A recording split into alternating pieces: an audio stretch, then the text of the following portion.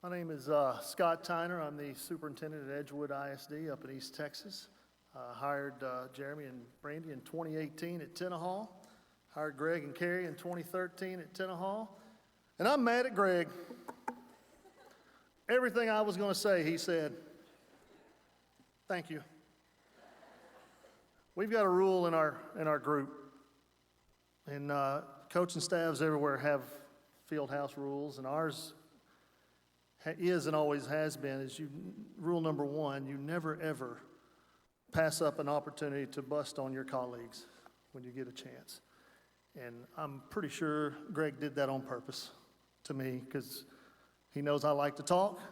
And Mr. Chris, I'm very glad that Jeremy took me off the hook by saying you talk too much, because before you it was probably me. But guys, Ms. Hudgens, you've got a job in front of you. You really do. Your school district's hurting. If there's anything we can do, don't hesitate. This is our family, a school family. Harmony is a competitor, but we're a family. We're in the same district together. I had to restart, of course. Greg, as he likes to do, stole my thunder earlier, but I did restart, and I just want to give some supporting evidence to what Reverend Cummings read earlier. I will say, Reverend, you got Mahia right, but you did say Palestine. We'll get it fixed. The East Texas crew will get you right before we're done. Jeremy's work ethic. People have talked about that. Here's a story. We're coaching together in 2018. I don't even remember what game it was, but it's a Saturday night. It's 10 o'clock. I'm watching USC versus Washington State, some meaningless game. I probably got a cocktail sitting there. Jeremy calls me and he says, food for thought. That's Greg's line, food for thought. Jeremy adopted it. Food for thought. What if we move the safety down against the wing and we played a 6? And I said, well, yeah, that's fine, that's fine. Then he goes into another scenario. And when they motioned, I said, Jeremy, where's Brandy? She's in bed. I said, it's 10 o'clock on a Saturday. Go get in bed with Brandy. She's an 11. I'll see you tomorrow. And I hung up the phone on him. But he just couldn't put it down. When he started, he couldn't put it down. Greg didn't tell the whole story about the Nick Saban episode. You were there, right? That's the year before, right? That story ended with Greg firing Jeremy on the spot, pointing at me in the back of the room saying, you're the defensive coordinator. I've never coached the defensive side of the ball. So for 22 minutes, I'm the state's only superintendent, offensive play caller, and defensive coordinator. And 22 minutes later, it worked out. And that season, you've got 3 alpha dogs in a room, and Daniel can attest to that. These 3 alpha dogs, we burn hot, but we get things done.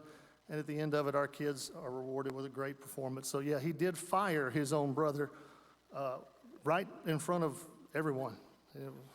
We went 10-4. It was a great season. I do believe Jeremy's sense of humor. The words in the program couldn't have nailed it any better. That dry wit.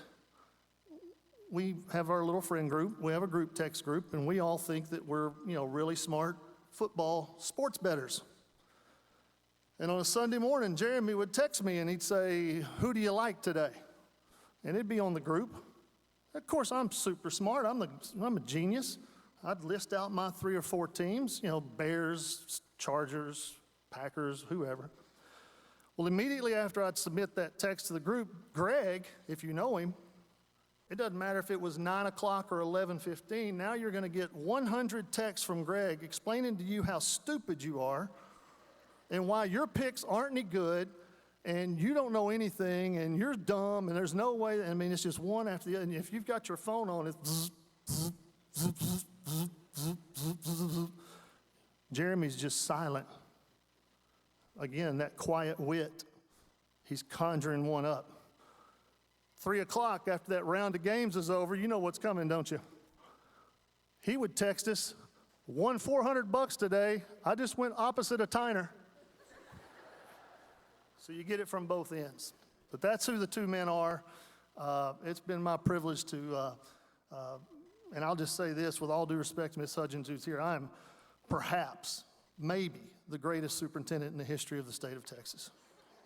It's possible. I had a great speech prepared, and I got here, and I saw so many people that I've had the privilege of working with over the years, and a bunch of them are here, with the exception maybe of Gary Davison. There's an inside joke, and the ball's here. But that's not what makes me great. What makes me great is I'm the guy who hired Greg and Carrie, Jeremy and Brandy twice. We did it twice. And both times, all we did was turn out wins, turn out great experiences for kids, and just a family atmosphere beyond a family. This is such a big family right here. I had no idea. I've known these guys for a long time. Y'all just kept walking by. Well, these guys are my family. And Wiley and I have spent a lot of ball games telling stories over the years.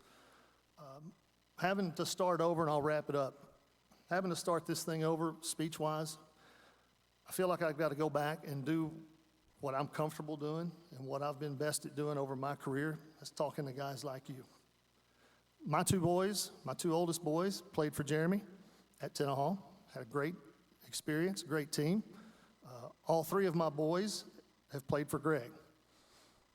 They love coming home and telling Coach Jeremy stories, like at Christmas when we're all together. Well, that day at practice, Coach Jeremy screamed at me, and you know, those memories. They love telling those stories, and there's a lot of good Coach Greg stories too. We all have them. I want to challenge you guys. You don't know me, and I don't know you. I know about your program. I'm very familiar. We're in the mix up in our area. You guys have an opportunity. There's going to be a moment in all this, as much as you're hurting, as much as there's a loss for you and your coaches. There's going to be a moment. Some of you, it might have already happened this week. It may be next week. It might be later in the year. Who knows? That your pain is going to go to determination. And you're going to get yourself overcommitted to what you're doing for each other in this field house. And you guys have an opportunity, as this thing goes forward, to write the greatest Coach Jeremy story that's ever been written. You have a chance to write the greatest Coach Jeremy story ever. So guys, we're rooting for you. We're pulling for you.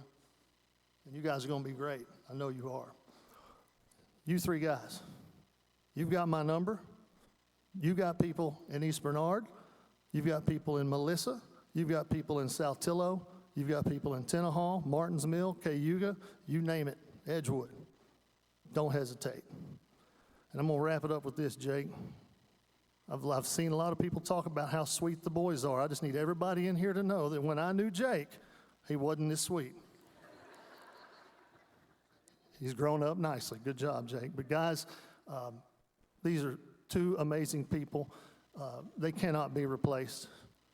They cannot be replaced. But just know you've got people that are going to be there. We'll drop anything we're doing, the drop of a hat, to get down here if we have to, or wherever we need to go.